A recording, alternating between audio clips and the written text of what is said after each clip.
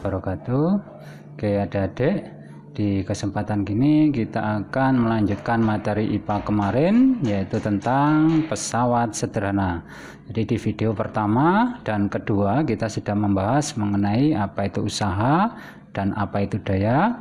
Nah, di video ini kita akan belajar mengenai jenis-jenis pesawat sederhana. Oke, langsung aja kita simak materinya. Oke, pesawat sederhana adalah alat yang berguna untuk mempermudah pekerjaan manusia.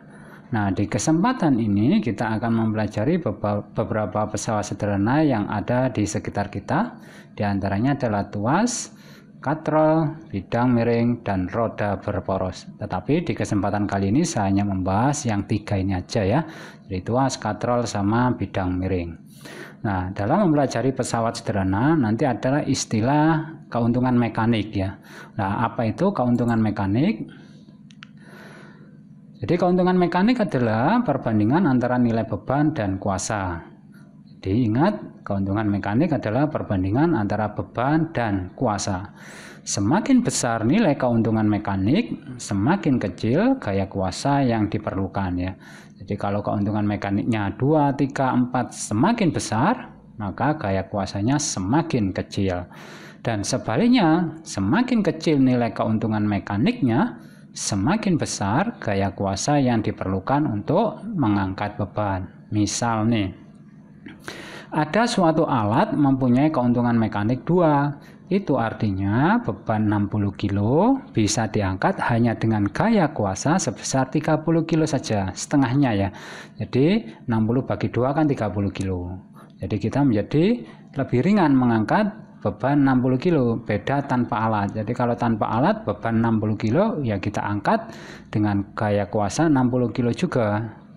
Tetapi kalau kita menggunakan alat yang mempunyai keuntungan mekanik 2, maka gaya yang diperlukan hanya separuhnya ya. Nah, jika keuntungan mekaniknya 3, maka beban 60 kilo bisa diangkat dengan gaya sebesar 20 kilo, yaitu beban 60 kilo dibagi 3 menjadi 20 kilo, lebih ringan lagi. Nah, jika keuntungan mekaniknya 4, maka beban 60 kilo bisa diangkat dengan gaya sebesar 15 kilo, yaitu 60 bagi 4 kan 15. Jadi semakin besar keuntungan mekaniknya, semakin ringan gaya kuasa yang diperlukan. Nah, itu adalah kesimpulan pada materi ini ya. Oke, lanjut. Nah, keuntungan mekanik itu dirumuskan dengan Km sama dengan W per F, atau W itu adalah beban, F itu adalah kuasa. Nah, nanti biasanya dalam beberapa buku dia ditulis berdasarkan inisial dari beban dan kuasa, yaitu B per K, bisa ditulis seperti ini. Nah, ini tinggal menyesuaikan dengan gaya bahasa yang dipakai oleh guru kalian ya. Tapi intinya keuntungan mekanik itu adalah beban per kuasa gitu ya. Oke, selanjutnya kita akan belajar pesawat sederhana yang pertama, yaitu pengungkit atau tuas. Jadi pengungkit merupakan salah satu jenis pesawat sederhana yang paling banyak digunakan dalam kehidupan sehari-hari. Nah, contoh alat yang merupakan pengungkit antara lain gunting, linggis, jungkat-jungkit, pembuka botol, pemecah biji kemiri, sekop, koper, pinset, dan lain sebagainya. Pada pengungkit atau tuas itu nanti ada istilahnya titik tumpu ya. Ada titik tumpu, ada titik beban, dan ada titik kuasa. Nah, saya kasih contoh misalkan yang paling gampang jungkat-jungkit aja ya. Nah, jungkat-jungkit seperti ini. Nah, ini kan kalian di sini ya. Nah, ini yang disebut dengan titik tumpu, ini disebut dengan beban. Kalau ini kita gunakan untuk mengangkat, maka ini disebut dengan kuasa. Jadi pada pesawat, pada pengungkit itu terdapat istilah titik tumpu, beban, dan kuasa. Nah, berdasarkan titik tumpu, beban, dan kuasa, pesawat atau tuas ini terbagi menjadi 3 macam, yaitu tuas jenis pertama, tuas jenis kedua, dan tuas jenis ketiga. Apa itu pengertian masing-masing? Oke, yang pertama, tuas jenis pertama jika titik tumpu terletak di antara beban dan kuasa. Jadi titik tumpunya di tengah-tengah ya. Contoh tuas jenis ini adalah gunting, tang, catut, jungkat-jungkit, dan lain-lain. Oke, saya kasih contoh misalkan gunting aja ya. Akan ada gambar gunting kayak gini lah. Terus ini juga kita lihat ini kan titik tumpunya ya. Nah, ini beban atau kertas yang akan kita gunting terletak di sini. Ini bebannya. Nah, ini adalah kuasa. Maka dapat dilihat pada tuas jenis pertama tumpunya terletak antara beban dan kuasa. Jadi di sini contohnya adalah gunting, tang, catut, jungkat-jungkit dan lain-lainnya. Oke, tuas jenis kedua jika beban terletak di antara titik tumpu dan kuasa.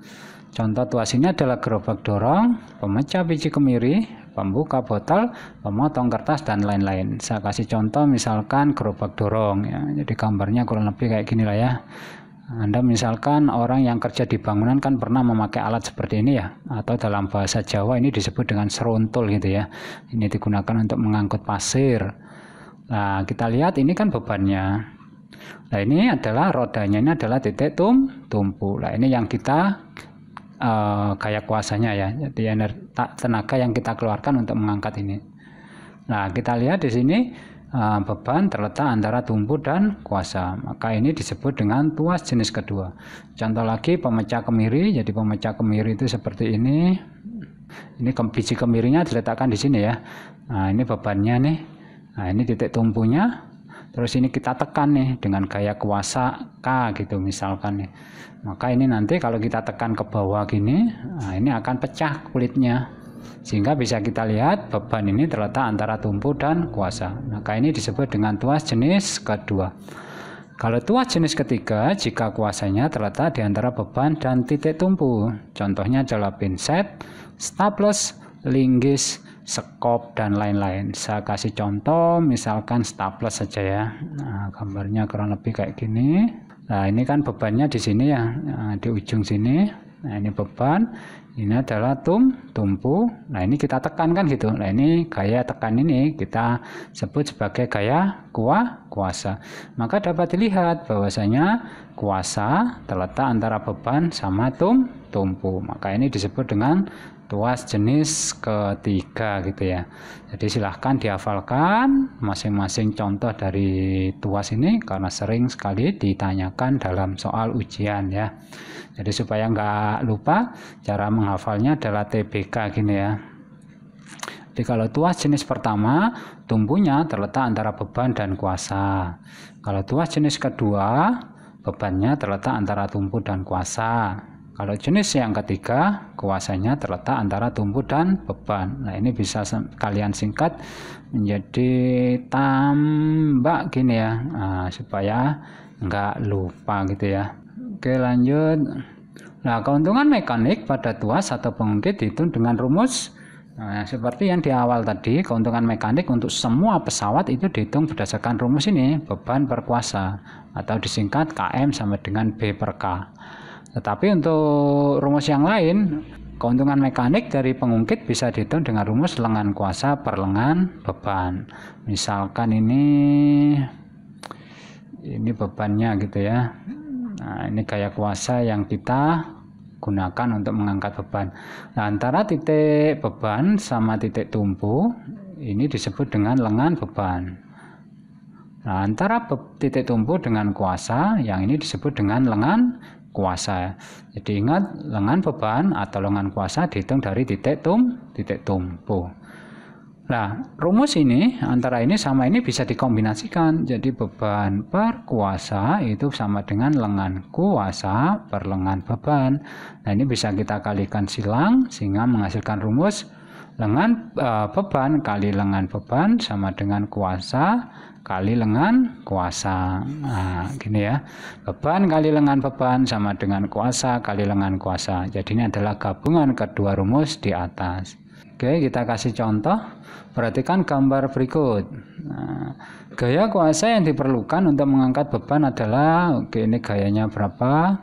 Kita lihat nih bebannya, berapa bebannya? Jadi bebannya ini adalah 100 kilo. Jarak antara beban dengan titik tumpu ini adalah lengan beban, jadi lengan bebannya adalah 20 cm. Terus antara titik tumpu dengan kuasa, maka ini disebut dengan lengan kuasa gini ya, 80 cm. Nah, ini ditanyakan gaya kuasanya berapa? Ya gampang. Jadi rumusnya adalah beban kali lengan beban sama dengan kuasa kali lengan kuasa. Bebannya kan 100 ya. Jadi ini 100, lengan bebannya 20. Kuasanya enggak tahu, lengan kuasanya 80. Ini berapa? 2000 sama dengan K kali 80. Perkalian keluar menjadi pembagi, berarti 2000 dibagi 80, berarti ketemu gaya kuasanya 25 kilo. Jadi ini ketemu 25 kilo ya. Jadi bayangkan nih, dengan pesawat sederhana beban 100 kilo bisa kita angkat dengan mudah dengan gaya kuasa hanya 25 kilo gitu ya. Nah, ini adalah contoh dari penerapan rumus-rumus keuntungan mekanik pada pengungkit atau tuas. Nah, yang perlu kita tekankan, kalau ini satuannya kilo, maka gaya kuasanya juga satuannya kilo. Kalau ini senti, maka ini harus senti. Andaikan salah satunya nggak cocok, misalkan ini meter, ini senti, ya kalian rubah. Bisa ke senti dan senti, meter atau meter. Jadi ininya harus sama ya. Bisa senti-senti, bisa meter-meter, terserah. Kalau ini newton, maka ini harus newton gitu ya. Jadi satuannya harus ragam.